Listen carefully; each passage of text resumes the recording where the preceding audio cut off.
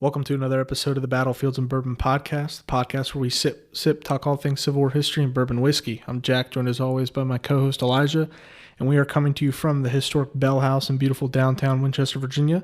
The Bell House is preserved and maintained by the Shenandoah Valley Battlefields National Historic District, the official sponsor of the Battlefields Bourbon podcast. If you'd like to support the podcast, consider becoming a member of the Shenandoah Valley Battlefields Foundation. Every dollar you give to battlefield preservation also supports the Battlefields Bourbon podcast. We've got an exciting episode with an exciting guest today, first-time guest on the podcast. But before we get into it, our glasses are empty. So Elijah, tell us what we're sipping on this evening. Tonight's pour is going to be Michter's small batch sour mash whiskey.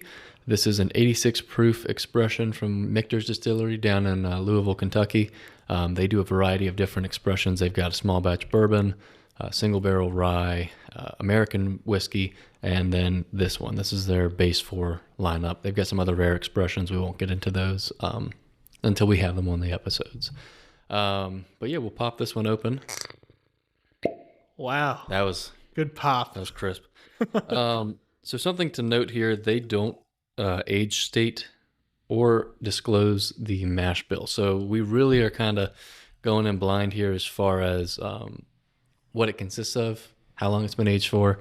So that's kind of helpful as far as, knowing what you like just based off of taste. And I appreciate that when distilleries do that because it gives you that kind of reassurance that what you're tasting is good and not so much, I'm chasing it because it's this old, or I'm chasing it because it's, whatever other reason you have. So what is it? Is sour mash? Sour mash. So for those of you that don't know, and this will kind of make sense here once I explain it, sour mash is a process in distilling where you take mash from a previous batch and use that in a new batch to kickstart the fermentation process. Which a lot of distilleries do, though. Most all of them do. Yeah. It just depends on which ones will actually tell you that their whiskey is a sour mash. But a lot of people might think that, that sounds a lot like sourdough making. Yeah. Sourdough baking, bread, that sort of thing. It's the same thing, same concept. You're just using old mash to ferment the new batch. That's all that is. All right. Very sweet. Yeah. Like I said, 86 proof, so it's lower alcohol by volume. So you will get that, but it is very sweet. I've had this before. I know you guys haven't, but this stuff is one of my favorites. Just an easy sipper and a lot of different flavors to get out of it. While we're sipping, I'll introduce our guest, Mr. Michael Gionfriddo, of up north, but now settled here to kind of the Mideast Virginia, Maryland side of things, and excited to have him on the episode. He's a University of Mississippi graduate of the class of 23, and going to be talking about the 11th Mississippi today on the episode. But Mike, what are your thoughts on what you just drank and sniffed? Now, I'll give you guys a heads up. Yeah. I am an Ole Miss alumni. I was in a fraternity there, and like many college fellows, I like my whiskey free or cheap. This is a lot higher end than probably what I was drinking down there. So it's pretty good though. You definitely get a little bit of spice there, and that was one thing that I read was that why it's called a sour mash whiskey and not a bourbon is because there's a chance that this stuff may have less than 51% corn and maybe a higher rye content. That spice though is not like very forward, if that makes sense. It's It kind of reminds me of like a yeah. What do you get off of this? Tell the kind of world. reminded me of a like a Dewar's or something along those lines. It has that same type of Malty. yeah. I do get that as well. It's very sweet, but the spice is present. Yeah. Kind of on the back burner. It is good though. Mm-hmm. Yeah, I like the low proof. Yeah, no, that makes for an easy sipper. It's very approachable for experienced bourbon folks as well as, a newbie such as Mike. No offense. Yeah. It's just one of those things that everybody can kind of meet in the middle and appreciate. And that's what I like about Michter's is that all of their stuff is approachable no matter your experience level. Pretty easy to get a hold of too, right? I mean, some of their products. The bourbon and the rye, small batch bourbon and single barrel rye, I got to make that clear. Those are easy to get. Yeah. I believe the sour mash whiskey is no longer allocated in Virginia, I believe, as well as the American whiskey. I haven't been into a Virginia ABC in a little while to double check and see about that. I've just seen their rye and their bourbon. Yeah, because those are the most commonly stocked. The sour mash and the American whiskey per Michter's is that it's allocated as far as they produce it in much more limited quantities than they do their regular stuff. But it's still part of their base 4 lineup. Smells good, kind of smoky. Yeah, you get that a little bit. Yeah. Nice little charcoal kind of campfire kind of smoke to it. It's good though. I mean, I like that. It's unique.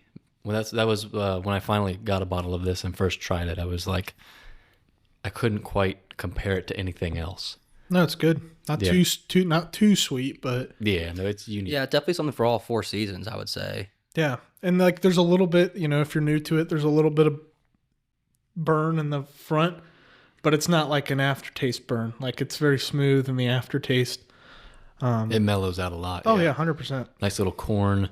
It's like a sweet corn kind of caramel vanilla, almost a little marshmallow in there, and that's not one that you get as far as tasting notes on whiskeys very often, but that one is like on the back end. It's like a lot of peeps coming through. A lot of peep. Yeah, we're gonna get peeps in this one. But no, the brand initially was established in 1753 in Pennsylvania. Wow. So it ended up, going through a bunch of different changes, closures, all this other stuff, before finally being relocated to Louisville, Kentucky. Any other recipes, like the same ones from then, roughly? They don't disclose mash bills. Oh, sorry. Mash bills or age statements. Well, I can't say that. There are the Michters, like the 10, 20 year, 25 year, like some of those higher end, harder to find expressions. Those are age stated, but the base lineup is not. So that I have no information on. If anybody else has some history. Yeah, if anybody else has some secret information on it, let me know. That's old, 1750 something. Pre-revolution, they say it on the label. Pennsylvania's been making booze for a long time. Like Yeah. it's like the oldest brewery, Mhm. I feel like, in America, and then now this stuff's pretty old. Well, yeah, and Pennsylvania rye is like one of the original whiskeys of the colonies. And Do we know whereabouts in Pennsylvania? I don't know off the top of my head, because it was called Baumburgers when it was first established, and then it had eventually been called Penco. But yeah, I'm not entirely sure where exactly this place was located at first. Super cool history behind it, and obviously that Pennsylvania tie-in with our topic this evening, the 11th Mississippi Infantry. I've got to say it. The 11th Mississippi faced heavy casualties at Gettysburg, which we'll get into. Yeah. But there's your Pennsylvania to Mississippi tie-in for the whiskey, for those that care. Yeah. So I'll hand it over to Mike. This is an exciting topic. It was one that I knew I wanted to cover as soon as I knew you were made available to come join us on the pod. Your YouTube video you have out, that's been out for almost a year now. What do you think? Less than a year? I have a few of them up there. I have one on Chickasaw Bayou that's been out for just about a year now. One of them on the 11th Mississippi Infantry at Antietam. Yeah, that was released on the 161st anniversary. Okay. And then I did one towards the tail end of the year on the Maryland versus Maryland fight on Culp's Hill. And I have one coming up in the next few weeks on 1st Winchester, so Cool. be on the lookout for that. So yeah, so for all the folks listening, what's the name of your YouTube channel again? Friddo History, Friddo History. Yeah. You can find me on YouTube. You can find me on Instagram. If you want to come and meet me, I'm usually at the Winchester Frederick County Courthouse and the Shenandoah Valley Civil War Museum on most weekends. So Yeah. He's easy man to get a hold of if you're here in the Valley. And I love that 11th Mississippi, specifically the Company A, the University of Gray's video you did at Antietam. It's a great video, and we're going to talk a lot about the stuff that's mentioned in there today. So without further ado, we kind of tied in your connection with the 11th Mississippi and you being an Ole Miss grad, and now I kind of spoiled it, the Company A being the University of Gray's. But if you want to kind of start us off with, how do we get the 11th Mississippi? So yeah, to talk about the University of Gray's, who are Company A of the 11th Mississippi, I'm going to go all the way back to the chartering of the University of Mississippi. The University of Mississippi is chartered by the state legislature in 1844. They will officially choose a plot of land in Lafayette County, Mississippi, just adjacent to Oxford, Mississippi. And no, I'm not pronouncing Lafayette County wrong. I have a lot of family from Lafayette, Louisiana. They're pronounced differently. But yeah, that's how they pronounce it down there in Mississippi. So they will officially charter the university in 1844 with the purpose of having a prestigious university established in the South that could adhere for prominent Southerners, primarily prominent white Southerners. They didn't want to send their kids to schools up in the North, schools like Yale or Harvard, where they might be learning from Northern ideals, specifically abolitionism. So that's why the University of Mississippi is officially chartered to begin with. They will open their doors on November 6, 1848, to a class of roughly 80 students. That's 175 years ago as of right now. Now, what's really unique about the founding of the university and that first class of students is that the university opens its doors with one single building. It's known as the Lyceum Building. If you look up Ole Miss campus or University of Mississippi on Google today, I can guarantee you it's going to be like one of the first 5 photos that shows up. Greek Revival building with big white columns. It's the academic heart of the university, and it has been since the university opened its doors. They will open their doors to, like I said, a class of roughly 80 students, and that first day of classes, they give them a set of coins that have the image of the Lyceum on the front face of the coin. That tradition is still kept up by the University of Mississippi, where many colleges and universities, when you graduate in your last semester, you'll receive a class ring. At the University of Mississippi, in your first semester, you receive a class coin. So I have mine right here with me. It says class of 2022. I graduated in class of 23 because everybody in Ole Miss takes the 5-year plan. But yes, it's a neat little tie-in to the university today, a tradition that they've kept up from the original, from the first class. So the Lyceum, like I said, that's the first building that opens with campus. If you go to the campus today, there's 2 more pre-war buildings that still survive. That includes the Chapel Building, what is today the Croft Institute, the Croft Institute of International Studies, and then Bernard Hall, which would have been the residence of the Chancellor during the Civil War. Today, it houses the University of Mississippi Southern Studies programs. So the University of Mississippi had a pretty early and prosperous history. In 1850, the first Greek letter organizations are established on campus. If you know anything about Ole Miss today, you probably know that it's a big football school, big tailgating school, and it's got a lot of Greek life there. And I mention that because, yeah, there's a lot of Greek life on the campus today, but many of the university grays are in Greek life. A lot of them are fraternity men, so that's why I mentioned that right here. Lincoln will officially be elected to President of the United States in November of 1860. Mississippi will secede from the U.S. not long after that on January 9th of 1861. I'm sure many of our listeners know where this is going. This secession wave will take over the entire South. What's really neat about Mississippi with secession is that the orders of secession were actually written by an Ole Miss professor, L.Q.C. Lamar. He was a professor of mathematics. Any student of the Civil War should go ahead and look up the Mississippi Orders of Secession. I'll leave that where it is. But he'll end up funding the Lamar Rifles, another company in the 11th Mississippi, and he was a member of the 19th Mississippi Infantry. His house down in Oxford is now open as a museum. It's definitely worth checking out if you guys are in town. And real quickly, before I start talking about the formation of the University Grays, I want to give a big shout out to Stark Miller of Miller Civil War Tours on Facebook. Yeah. Good friend of mine. A lot of the information I'm presenting you guys with today was originally given to me by him, or he gave me the sources to find this information. If you guys are at all interested in the University of Mississippi students throughout the Civil War, or the University Grays, the 11th Mississippi, or the campus during the war, go look up Miller Civil War Tours on Facebook. He's got amazing stories on there, a few hundred of them to go through. So, like I said, he's a good friend of mine. I want to give him a little shout out before I start talking about this company. Yeah, for sure. So the students will officially drop out after Mississippi secedes. The majority of the students are actually going to go home. They're going to join their hometown regiments, fight alongside their fathers, their brothers, cousins, uncles, and all that. But there's a group of about 60-ish students who decide to form their own company. And we don't really know where the formation of this company officially comes from. We believe it was during maybe a bull session that the students were having on campus, maybe in one of their dorms, or maybe in the old chapel building, which still stands.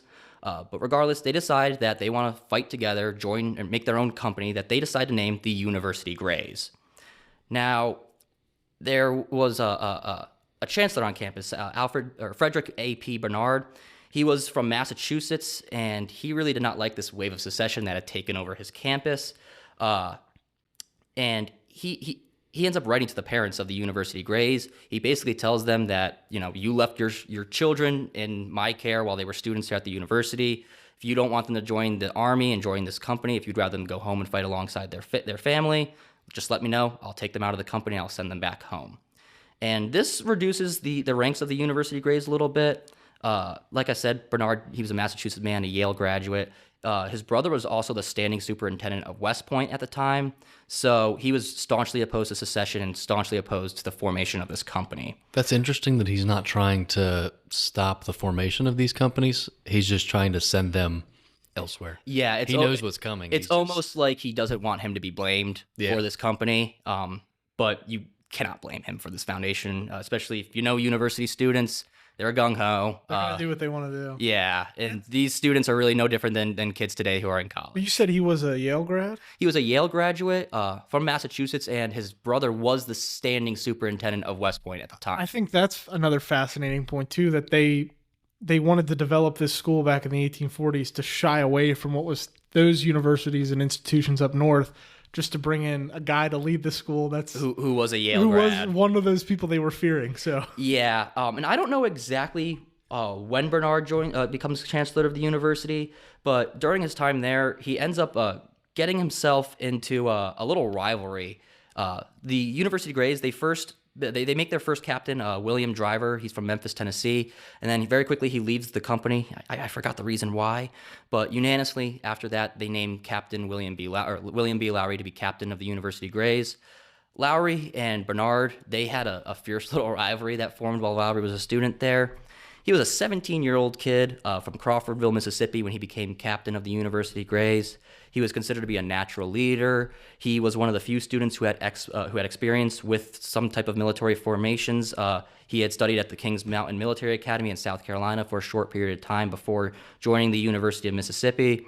And like I said, he had a rivalry with Bernard, primarily because Lowry was an out there student. He got himself into trouble. If you look at the pre-war history of the university, his name pops up a bunch from fights, skipping school, a pretty well noteworthy student. But he's a natural leader, one of the second individual they turn to when they formed the company, and he'll be the first real captain of the University Greys. Now, with that rivalry with Alfred P. Bernard, it boils over when Lowry goes down to the state capitol in Jackson, Mississippi to procure arms for the company. While Lowry is away, Bernard actually, he will officially suspend Lowry because Lowry had skipped classes. It's kind of, in my opinion, a little bit of a way to make sure he doesn't come back to campus to drill this company. Skip classes prior to... Yes, he had skipped... So he's... Okay. So he had skipped classes prior to the secession movement and all that. And then when Lowry was away down to procure arms in Jackson, Bernard officially suspends him. Wow. And if you're a suspended student, you're not allowed on campus for a certain amount of days, or you have to be kicked out of campus after a certain amount of hours, and you're not allowed in Oxford after a certain amount of days until you reapply to the university or a certain amount of time has passed on. But Lowry, he returns back to Oxford. He's procured 60 muskets for the University Greys, and he's marching down what is today University Avenue into the entrance of the campus. This is roughly where, if you're an Ole Miss student listening to this, this is rightfully where Ventures Hall is today. And he's stopped out there by Professor Whitehorn. I don't know why, but Bernard, I think he either might have been sick or away, so he wasn't there to go and to talk to Lowry. So Professor Whitehorn, he tries to tell William Lowry that you're a suspended student, you're not allowed on campus. And Lowry, he's on horseback, he's fully armed. He tells him, I have orders from the governor of Mississippi to drill my company, the University Greys, on the campus of the University of Mississippi. And Professor Whitehorn apparently looks at him and says, "Over my dead body." Lowry reportedly looks down at him and says, "I can arrange that with glee." Strong arms his way on the campus. And as legend goes, and I'm saying legend here with a lot of weight, apparently Lowry went to the Lyceum building, kicked down the door, or went through the doors and went to the office of the chancellor and started threatening the chancellor's life with a bullwhip in one hand and a pistol in the other. I don't know if that's true, but it's one of the most well-known pre-war stories with the university. And Lowry's probably the most noteworthy University Grey student, other than maybe some of the other ones we'll talk about later who had some pretty gut-wrenching death letters. But he ends up drilling the University Greys right on campus. If you go to the Ole Miss campus today, you go to the Grove. It's the big tailgating grounds. That's right in the area where the University Greys would have trained upon. There's a stained glass window that looks over that portion of the campus today that's dedicated to the University Greys. So go check that out when you're on campus.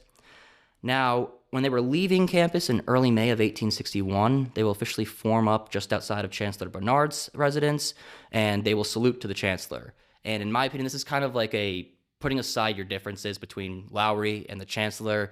Both of them know that these students are going to go out to war. It's probably going to be a bloody ordeal. And especially Chancellor Bernard, I think he realizes that many of these students aren't going to come back to the university. So this is an emotional time for both of them. And by the way, going back to the foundation of this company, many of these students join up because they think it's going to be a quick little war. You know, they call it the Gone with the Wind type of, emotion. And everybody thinks, especially in the South, how many, one Confederate can lick 6 Yankees. And they're probably saying the same thing on the other side of the Mason-Dixon line about the Southerners. So a lot of the University of Gray students enlist thinking it's going to be a quick little war. Some of them actually enlist thinking that they'll get out of the upcoming Greek and Latin exams. So going back to university students are no different today as they were in the 1860s. I could see many students dropping out to get out of an exam today. Yeah. So, they'll drill on campus. They will officially march off of campus in early May of 1861. They will join up with another local company known as the Lamar Rifles. They become Company A and Company G of the 11th Mississippi. They board trains in Oxford, then go up to Corinth, Mississippi, transfer trains, and then they'll take the rails all the way up to Lynchburg, Virginia. And then they're officially here in the Shenandoah Valley. They will join Joe Johnston's army at Harper's Ferry, and then when they withdraw from Harper's Ferry in May of 1861, in late May of 1861, they will, in June 16th of 1861, they will withdraw from Harper's Ferry to Winchester. They will be right here in this town where we're hosting this podcast today. While they're in Winchester, they will officially join Bernard B's brigade. The regiment is put in command of Colonel William Moore, and while they're here, a few members actually do pass some typhoid fever. If you go out to the local cemeteries in Oxford, there's a University Gray who a few years ago got his gravestone redone by the Sons of Confederate Veterans group down there. I forgot his name, but he died in a hospital in Winchester, Virginia.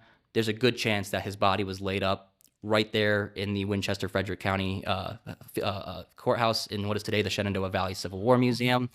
And then just about a few blocks away from the Bell House where we're hosting this podcast, in the Stonewall section of the Mount Hebron Cemetery, there is the Mississippi plot. There is a few University Grays buried back there. Some of them are from when they were here right before the Battle of First Manassas, and then some of them will be wounded from Antietam and some of the other battles that the University Grays and the 11th Mississippi will take part in. So, like I said, the University Grays, they become Company A of the 11th Mississippi. They are raised on the campus of the University of Mississippi. Company B is the Coahoma Invincibles, raised in Coahoma County, Mississippi. Company C is the Prairie Rifles from Okolona. Company D is the Neshoba Rifles from Neshoba County. Company E is the Prairie Guards of Lowndes County. Company F, the Newby Rifles of Newby. Company G, the Lamar Rifles of Lafayette County, Mississippi, same county that the University Grays are from. Now, the University Grays, they're wearing regular Confederate infantry uniforms with black accents. The Lamar Rifles have Hardee-style hats with gray uniforms with black and red trimming on them. And then Company H, the Chickasaw Guards of Chickasaw County. I actually have a distant ancestor who was captain of the Chickasaw Guards during the Battle of Gettysburg. Name's Jameson Moore. His name is on the monument at Gettysburg, but that is a distant relative, not a direct relative. And then there's Company I, the Van Dorn Reserves of Monroe County. They, early in the war, will wear an entirely red uniform, very, very unique piece. And then Company K is the Carroll County Rifles of Carroll County. This is the 11th Mississippi Infantry. Like I said, when they're in Winchester, they officially joined Bernard B's brigade. If you know anything about the Civil War and Bernard B., you know that at the Battle of First Manassas, he's the one who names General Jackson Stonewall. There stands Jackson like a stone wall, rally behind the Virginians. He's saying that to his brigade, which includes the University Grays and the 11th Mississippi Infantry. They end up reforming on Jackson's left. The 11th Mississippi will form directly next to the 33rd Virginia Infantry and the newly christened Stonewall Brigade. Alongside the 33rd Virginia Infantry, the two regiments will take 4 charges against 2 Union guns in their front. During one of these charges, William B. Lowry, the captain of the University Grays, he's going to turn to his men and tell them, "Charge, boys, charge and victory is ours." The University Grays will mount the guns there on the battlefield. And at this point in their history, their story is very similar to the VMI cadets at the Battle of Newmarket. These are university students. Many of them are 17, 18 years old. They're sent into this battle. In their first engagement, they go and capture a Union gun, and they're mounting it right there on the battlefield. And this isn't supposed to be a knock against the VMI cadets or anything along those lines, but for the University Grays, this isn't the end of the war for them. They will end up becoming... This is just the beginning. This is just the beginning. And I think it's something that's often overlooked, too, is that VMI gets so much attention from just Newmarket, and that's pretty much all you see of the cadets is Newmarket, whereas the University Grays, they've done this the whole entire They're war. really not the only university company to see significant action during the war. Right there in Lexington, Virginia, the Liberty Hall Guards of Washington College, what is now Washington and Lee University, they become one of the companies in, I believe, the 4th Virginia Infantry, Stonewall Brigade. I mean, they saw a lot of action throughout that war. And that's another student soldier company right in the town of Lexington that is often overlooked. There's also a university from, I believe, Iowa, who had a student soldier company at Shiloh. I forgot what their regiment was, though. But yeah, during this battle, the University Grays, they mount the guns. They hold them for just about 10 minutes on the battlefield. After the First Battle of Manassas, which is a Confederate victory, this is a glorious thing for Mississippi. They had some of their soldiers on the front lines, captured a Union gun during this big battle. And for the University Grays in particular, they're going to have 60 fighting men. 7 will die on the field of combat. There's 5 wounded, so they'll lose roughly 20% of the company during this battle. And this is the lowest percentage for any battle that the University Grays took part in, or any of the major battles. And 60 men is pretty small for a company. Yes, it is. Generally speaking. Especially at the beginning of the war, too. Yeah. I mean, you think your ranks would be beefed up to start. Yeah. Just in a companies into... Yeah. Make it larger. When they were back in Oxford, Alfred P. Bernard, he actually put out a letter to the parents. Remember that? Trying to... Yeah. And this reduces the ranks a little bit. They'll put an ad in the local newspaper asking for unmarried men who are under the age of, I believe, 25 to join the regiment. So they're trying to join the company. Keep the demographic. So, yeah, keep the demographic the same. Keep it college-age kids unmarried. That's interesting. Yeah. It's like, we don't want any old men with us. Yeah. But they want to keep the image, you know? Yeah. There's a report from after the Battle of Manassas. I forgot who had written it, but I have a copy down right here, and it says, "I found the Grays at Manassas Junction without tents, paddling about in the rain, tending their wounded as well as possible, and burying the dead." So, yeah, just a little quote about how that battle affected them. And that's something to consider, too, is they probably... Not that this is conclusive, but they probably didn't have tents because they thought this is going to be a quick little adventure. We won't need them. Yeah, I don't know for a fact if they did or didn't, but yeah, it is a really neat quote just to dissect what this after the battle would have been for the University Grays. And then they're putting off all the hard work of burying the dead on the kids. Like, yes. Oh, yeah, you guys can do it. You're Just younger. like, I mean, VMI was the same way. That's the detail they were assigned was burial. So Put the kids to work. Yeah. Is there any accounts, and you may not know, but are there any accounts of specifically the University Grays and their thoughts of being in Virginia so far north for some of their first times in their lives, I'm assuming? I'm sure there is accounts of some of them, and I'm sure I've read them before. None of them really pop out to me right now. When we get to some of the death letters later on, they'll talk a little bit about the bodies being far from home and such like that. But that's the first battle that the University Grays are in. Like I said, it's the lowest percentage of casualty rates for any of their major battles. The next engagement that they're involved in is the Battle of Seven Pines. They have 16, they'll face off directly against Sedgwick's division. These are men from Massachusetts and New York. During this battle, they will take three separate charges. During one of these charges, Captain Lowry is going to turn back to his men to give orders. Just as he does, a mini ball strikes his face.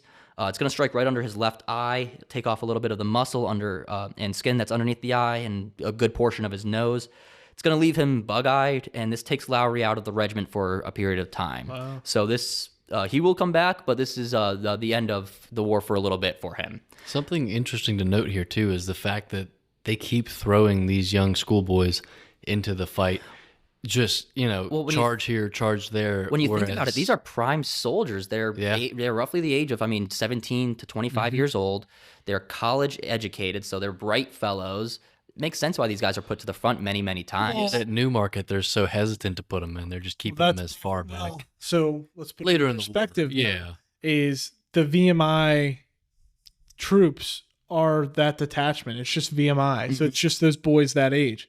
We're talking about An entire no more than regiment. 50 men in a company within a regiment, Yeah. within a brigade. Yeah, it's easier to send them right in. So they're just like, okay, those 1,000 guys, send them out. If 20 of them are 16, who cares? Like, they're not thinking that. Yeah.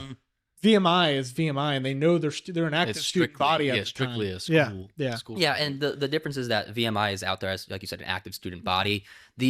They're made from the students, but they're not 100% affiliated with the University of Mississippi. Although if you look at the monuments today, You would think, yeah. it says they're founded or they're raised on the University of Mississippi grounds. So do with that what you will. But at this Battle of Seven Pines, they'll have 56 men present, about 15 men killed or wounded for about 26% casualty rate at that battle. And all these casualty rates I'm talking about are specifically for the University Grays. But the combat that these guys are in part of works for the entire regiment. It also works a lot for the 2nd Mississippi Infantry as well. They'll fight alongside the 11th for a good portion of this war. The next engagement that the 11th Mississippi is in the Battle of Gaines Mill. They're part of a Vander Law's brigade, William Whitting's division, Jackson's corps. They're going to be positioned on the left of Longstreet's corps, and they will take part in the final rebel assault against General Fitzjohn Porter's 5th Corps, positioned near the Boatswain Creek. They'll charge at the point of bayonet, losing about 46 men present, about 19 killed or wounded, for about 43% casualty rate during Gaines Mill. How are they replenishing these? Yeah, they can't get the casualties? break. Some of these, when they recoup from their wounds, they'll rejoin the company. But you'll see a little bit later on, they'll get to a point where they're not able to do that anymore. Yeah, okay.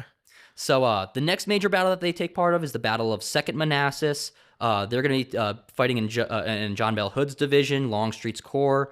They'll march just to the north on the left side of the Warrenton Turnpike, marching through Groveton. They'll have 30 men present at that battle. Only 30 too. 8 men killed and wounded, so that's 26% casualty rate at 2nd Manassas. So you can see this company is starting to become a skeleton of its former self, and we're still early on in the war. That's why those percentages are going to go up too, right? Yeah. More or less. So. And then during the Maryland campaign, they will march up with Robert E. Lee's Army of Northern Virginia. Students of the American Civil War know what happens next. The Lost Order details the split positions of Lee's army. General McClellan goes on the offensive, attacks Lee's army at the gaps of South Mountain. The University Grays will hold Turner's Gap during this engagement. And during this entire campaign, for the 3 days going into the Battle of Antietam, they're going to be without rations. So they'll be mostly eating raw green apples, pumpkins, unripe corn, and this is Nice. This is giving soldiers some diarrhea. So they're dealing with some stuff. And so, like I said, they hold the gaps of South Mountain at Turner's Gap. They'll initially march to Sharpsburg, Maryland. During the night of the 16th, going into the 17th, they will be positioned in the East Woods.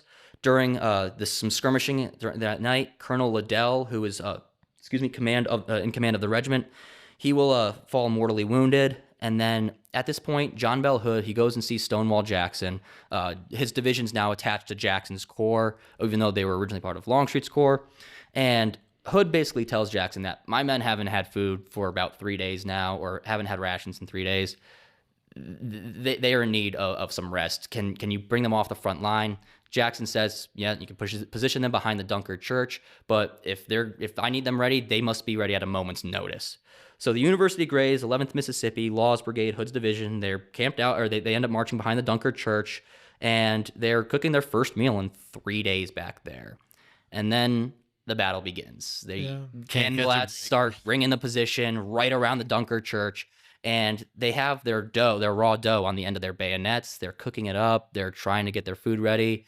They're then ordered to form up on the other side of the Dunkard Church, and many of them are trying to wolf this food into their mouths. It's burning their throats. There's reports saying that they are mad as wet hornets, and they're kind of they're motivated to go and reform pretty quickly when the head of an Alabama soldier is decapitated from artillery shell fragment, and his head is sent into the ranks of Company E of the 11th Mississippi Infantry. So this kind of gives them their motivation to go form up. They're pissed off. They haven't had food in a few days. Their first meal has been interrupted. If you did get a bite of food, you probably have a burnt mouth and a burnt throat right now. They're hangry. Oh, yeah. And they will go and they will fight. They'll march straight into the bloody cornfield. They will fight against some Pennsylvania reserves. they'll push back that first line of Union regiments out at the southern edge of the bloody cornfield. They'll push them and slug out with the Pennsylvania reserves within the cornfield and get them all the way to the northeastern corner of the bloody cornfield. Then the University Grays, the 11th Mississippi, they'll kind of be pinned down on that corner of the cornfield underneath a little ridge that's right north of it, and they'll slug it out with some more Union regiments up there. Eventually, a counterattack pushes the University Grays, the 11th Mississippi, back through the bloody cornfield. During this engagement in the bloody cornfield, the University Grays lose two more commanders. They'll lose Lieutenant Colonel Butler and Major Evans. Butler loses his life early on in the engagement in the cornfield. It's believed that that Major Evans didn't even realize the command of the regiment had fallen onto him by the time that he was mortally wounded and killed. Wow. So yeah, they'll fight against some of Ricketts' division. There is a monument right there at the Sharpsburg battlefield, right where they entered the bloody cornfield. And there is also a monument at Gaines Mill. I forgot to mention that one as well. But during this engagement, there's 20 University Grays present, 19 killed or wounded. That is 95% casualty rate in the bloody cornfield. Wow. One of those soldiers who was mortally wounded from the University Grays, his name is Anson Reeves. He's brought back to Winchester, Virginia. His body is 2 blocks away from here in the Mississippi plot of the Mount Hebron Cemetery in the Stonewall section back there. His grave is marked. But so the command of the regiment, they've lost 3 commanders in one day. The command of the regiment will fall onto Francis M. Greene.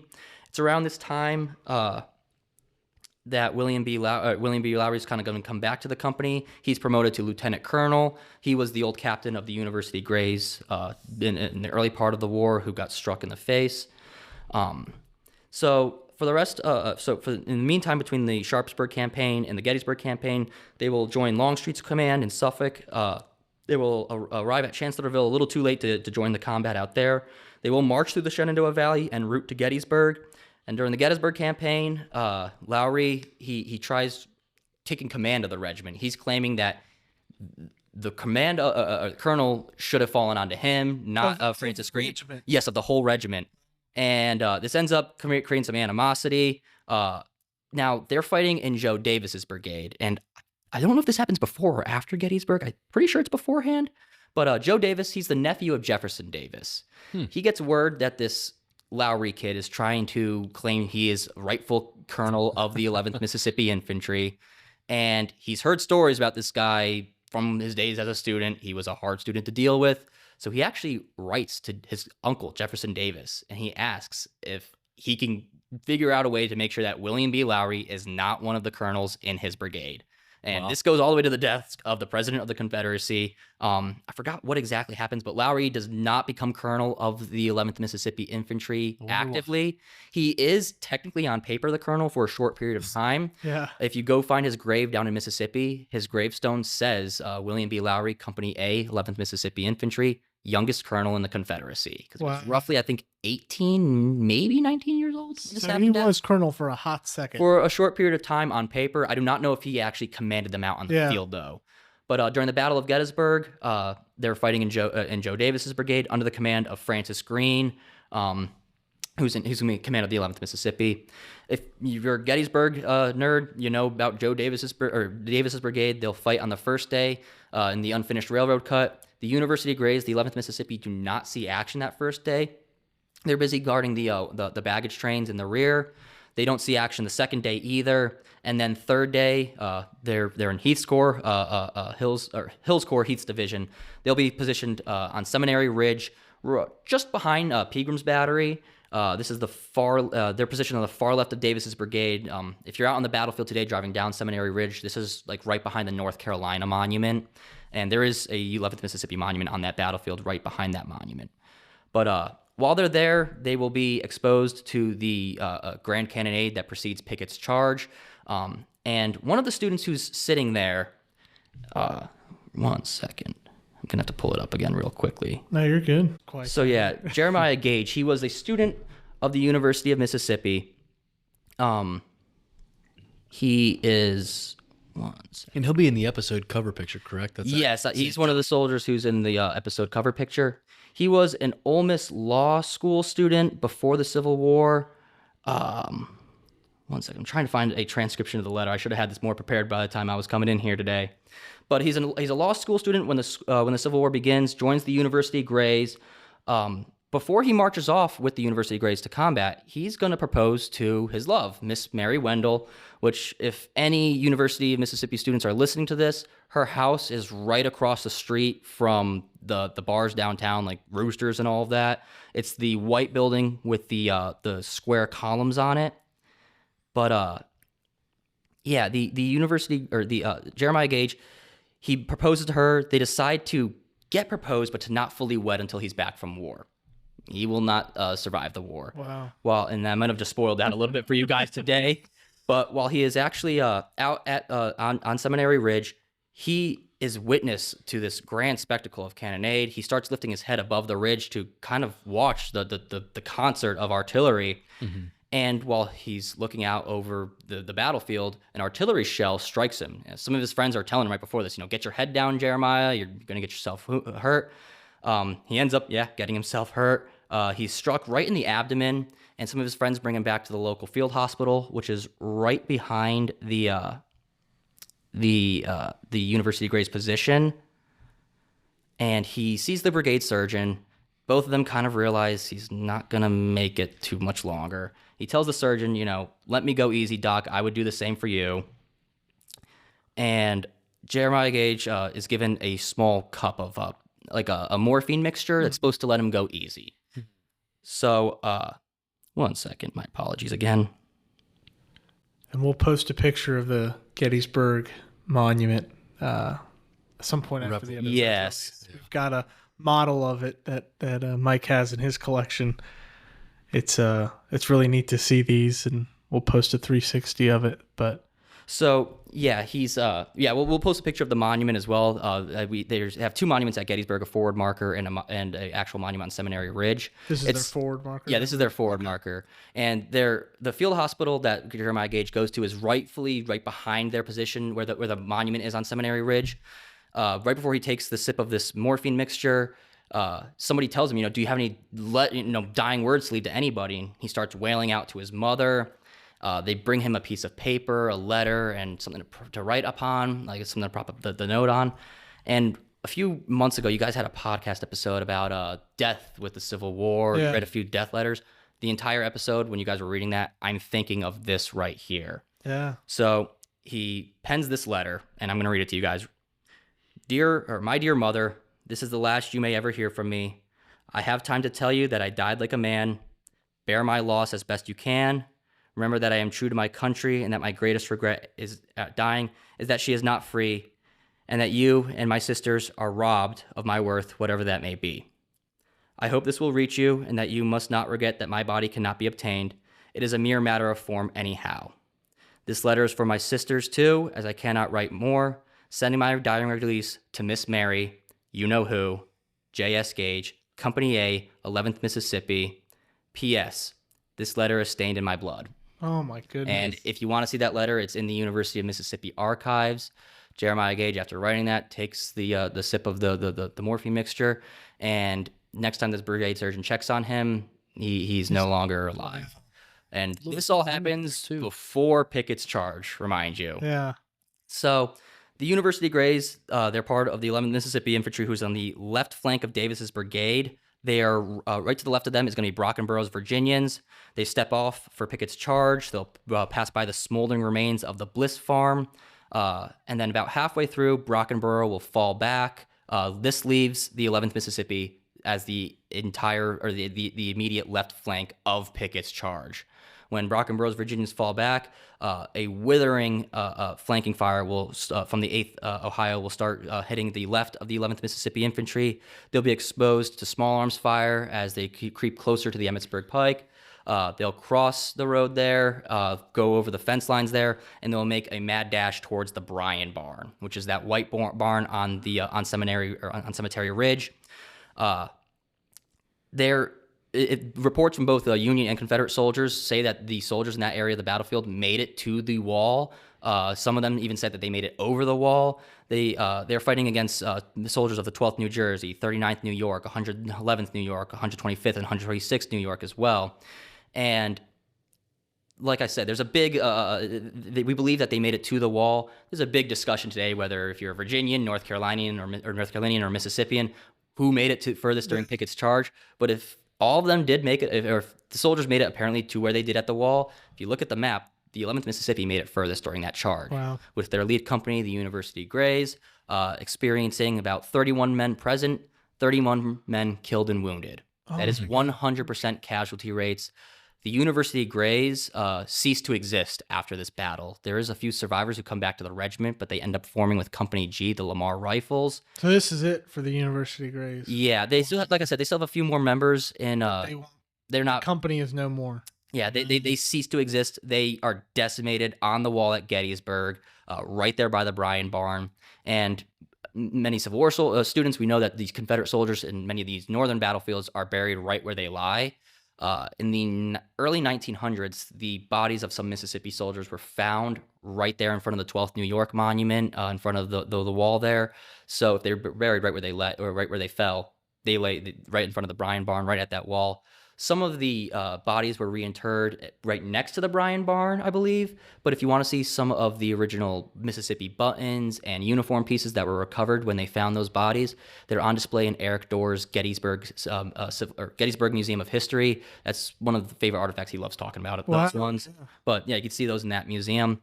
And this is a big reason why the University of Mississippi goes by the Ole Miss Rebels. There's a lot of universities with tie-ins and mascots relating to the Civil War, like UNC Tar Heels, Michigan Wolverines, the defending that. Yeah, LSU Tigers. I'm sure my family will love me mentioning that one. Go Rebels, though. But yeah, for the University of Mississippi, this is a student soldier company directly tied to the university. And it's not just a nickname of a company in particular. They are the farthest reaching rebel company, or part of the farthest reaching rebel regiment during Pickett's charge. Yeah. So that's a big reason why they officially become the Ole Miss Rebels. And to this day, if you turn on football in the fall on a Saturday, there's a good chance you might be seeing Ole Miss playing some team. But did they have a mascot before? Like, they were originally called the Mississippi Flood, and then makes sense.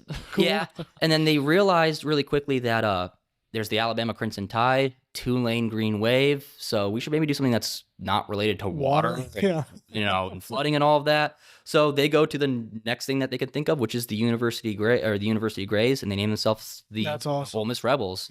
Way to honor it. Yeah, yeah, and for people who go down there to see games, you're cheering on the Rebels, probably tailgating right on the grove where the original Ole Miss Rebels would have trained upon. Wow. And then if you go out to the Gettysburg battlefield, like we were saying, there's two monuments, one at Seminary Ridge and then one, a forward marker right in front of the 12th New Jersey's monument at the Bryan Barn. But like I said, for the University Grays, 100% casualty rate. For the 11th Mississippi in particular, they have 339 combatants in this battle. About 110 are killed in action or died of wounds. About 193 are captured and wounded.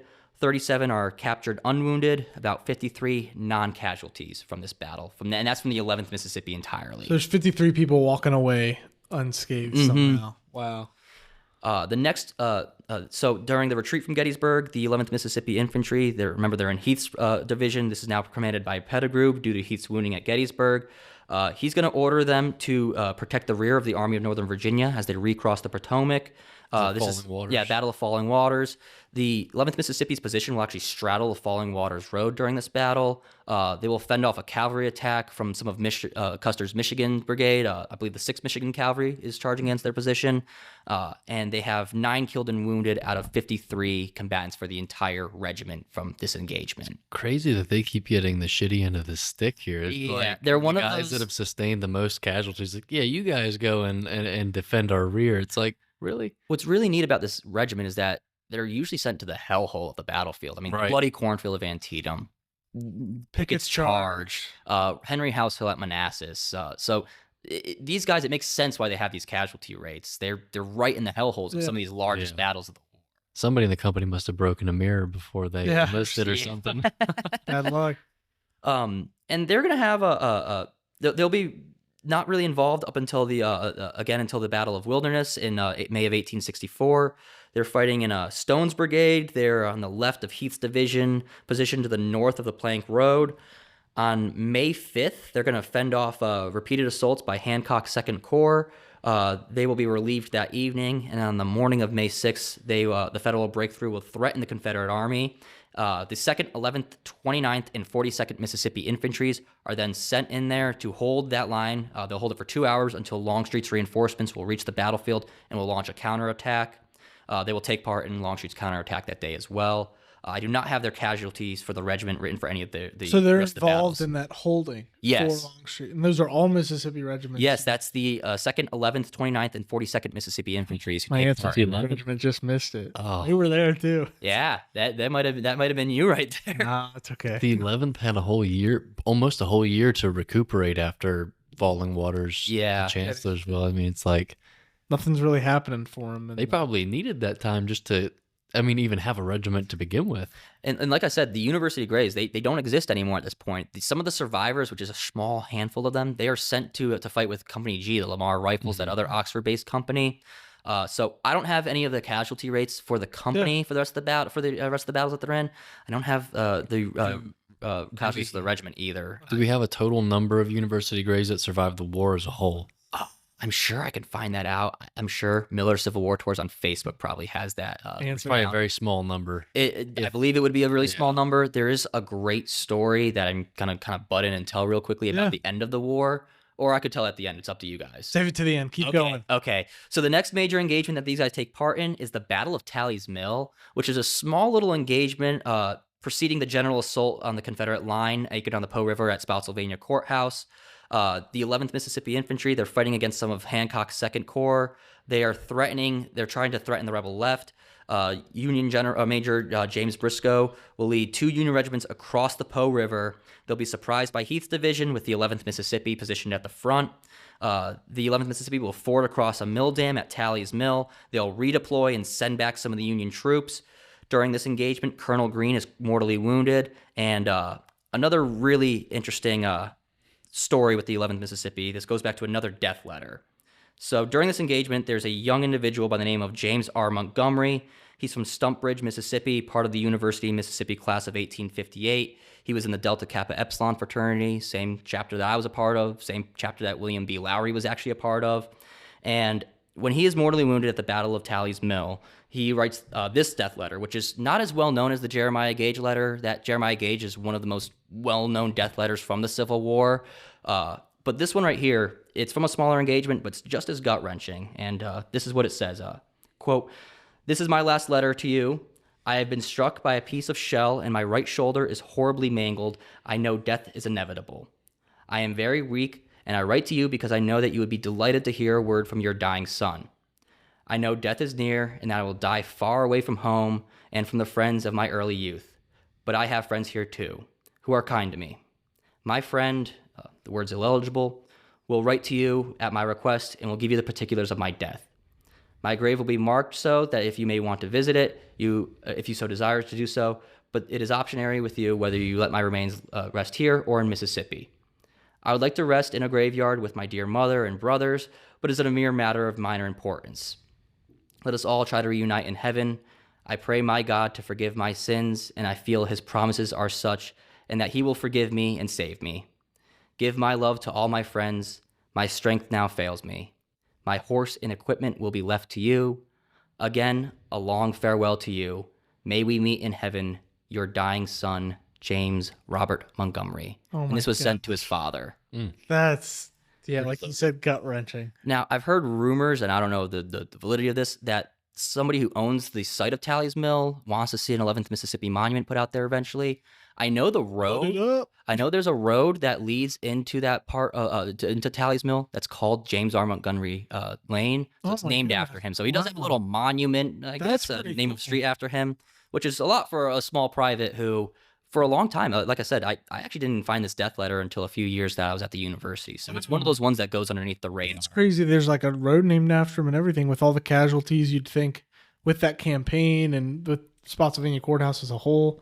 Wow, that's impressive. Yeah, so it's a really understudied engagement with Spotsylvania Courthouse, but it precedes the main Union assault on the Confederate line there. Really interesting, and that happens at Talley's Mill on May 10th, 1864. They will, the 11th Mississippi, they will be skirmishers for the Spotsylvania Courthouse. They'll be lightly engaged out there. During the battle of, they'll take place or take part minorly in the battles of Cold Harbor and Petersburg, in the trenches of Petersburg. But they're really not front lines, to my knowledge, for the rest of this war. And this is really the end of the Civil War for the University Grays. Yeah. And for the 11th Mississippi Infantry. And going back to your question earlier, I don't know how many of them survived the war. I probably should have figured that out before I came in on the podcast today. But there's a great story that was given to me by Stark Miller of the Miller Civil War Tours. And apparently a few years after the Civil War, some of the University of Mississippi class of 1861 were invited back to campus to finally receive their diplomas. They never received it because many of them marched off to war. The campus closed before the Civil War had begun, or before the graduation that year. And the valedictorian is asked to give his valedictorian speech. So he's preparing for it. In the days before he's supposed to give the speech at their graduation ceremony, he finds out how little of the students of his class is going to come back for this graduation. He actually takes his own life in the days before the graduation. So the graduation ceremony was supposed to take place in the chapel, the old chapel, what is today the Croft Institute of International Studies. Building still stands on campus. But that's kind of a haunting little reminder for the University Grays. And for people who study the Civil War, if you're studying out here in the East, a lot of the things that we mentioned here today, you could go see those battlefields. They have that monument at Gaines Mill, 2 of the monuments at Gettysburg, the monument at Antietam.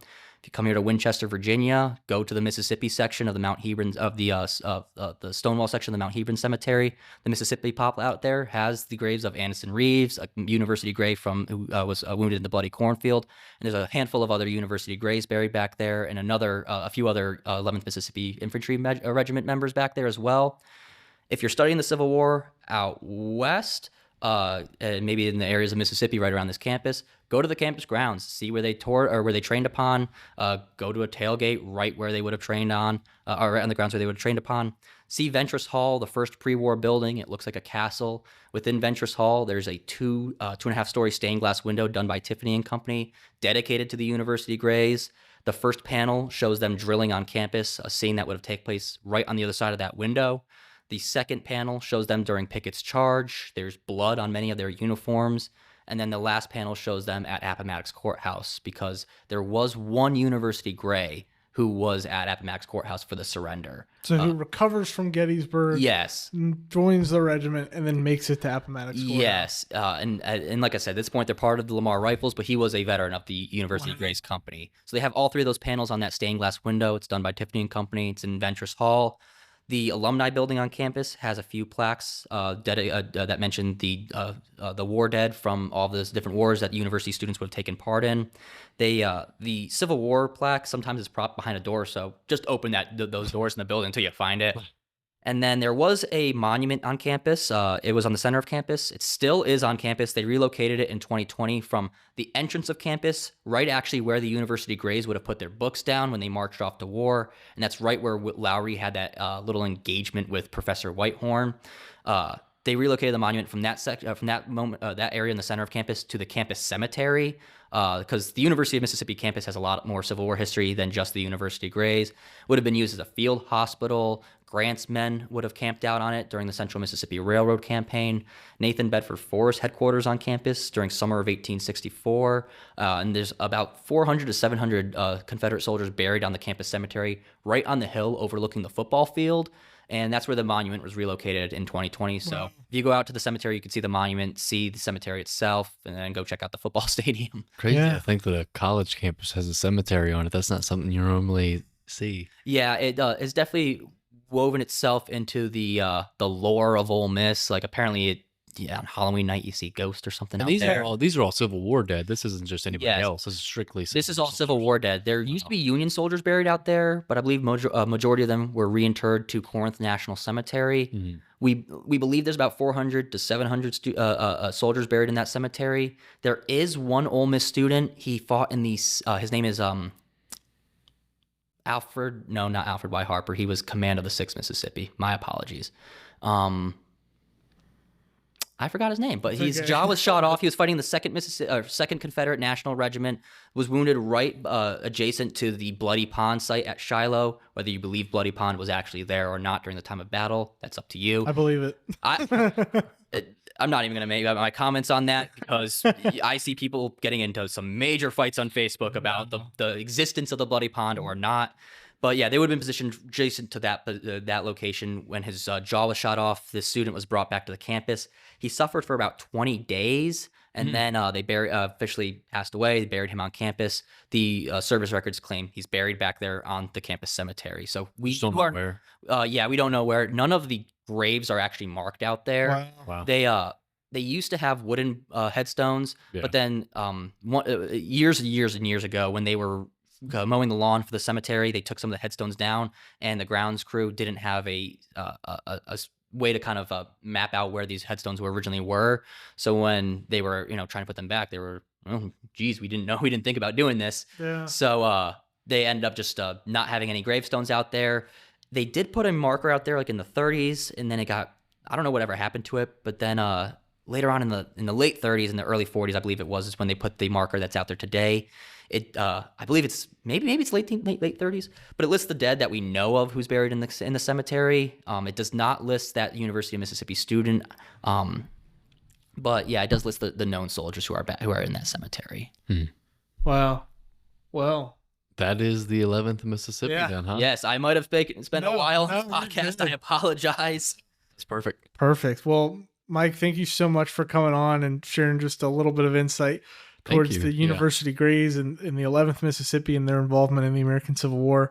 For everybody listening, feel free to check out Mike's social medias. Specifically, you have an Instagram page too, right? Yeah, Instagram and YouTube, Friddo History, Friddo History. Yeah. And I'm going to get ahead of you real quickly. Become a member of the Shenandoah Valley Battlefields National Historic District, guys. I'm telling you, this is one of the best Civil War preservation groups in the entire United States. They are very, very active. They keep their members up to date with what's going on with the foundation, and there's a lot of stuff going on right now. It's a great time to become a member of the Shenandoah Valley Battlefields Foundation. So go online to Shenandoah at War and become a member, or come down to one of our museums and sign up in person. Yeah, and let them know you came from hearing Mike and on the Battlefields Bourbon podcast. I couldn't have said it better myself, Mike. So thank you so much again for coming on. Thanks everybody for listening. Don't forget to like and subscribe and share with your friends, and we'll catch you on the next one. Thanks.